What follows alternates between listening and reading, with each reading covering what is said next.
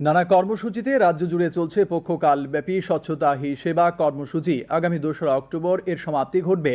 এবারের কর্মসূচির বিশেষ উল্লেখযোগ্য দিক হল সাফাই মিত্র সুরক্ষা শিবির। স্বচ্ছতা হি সেবা কর্মসূচির রাজ্য নোডাল অফিসার তথা নগর উন্নয়ন দপ্তরের অধিকর্তা রজত পান্থ এ বিষয়ে দূরদর্শনকে একান্ত সাক্ষাৎকারে জানান, যারা শহরকে পরিষ্কার রাখতে দিন রাত কাজ করে চলেছেন তাদের জন্য এই সুরক্ষা শিবির করা হচ্ছে। এছাড়া সাফাই কর্মী ও তাদের পরিবারের সদস্যদের জন্য স্বাস্থ্য শিবিরও করা হচ্ছে বলে জানান তিনি। हमें फेलिसिटेट करने के लिए उन तक सारी सरकार की स्कीम्स पहुँचे, सुविधाएं पहुँचे, ये सब के लिए हमने सफाई मित्र सुरक्षा शिविर लगाए, जिसके अंतर्गत जितनी भी भारत सरकार और राज्य सरकार की स्कीमें हैं, जैसे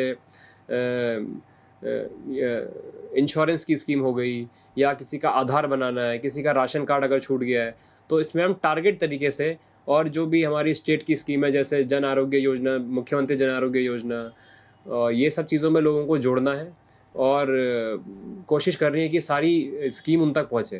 इसके अलावा जितने भी सफाई कर्मचारी हैं उनके लिए एक हमने हेल्थ कैंप लगाया, ताकि जो भी उनके लिए और उनके परिवारों के लिए कि कोई भी ऐसी बीमारी है जिनके बारे में उनको पता नहीं है, कुछ फ्री मेडिकल चेकअप जिसमें हम हेल्थ कैंप के ज़रिए उनको हम ये सुविधा प्राप्त कराएंगे।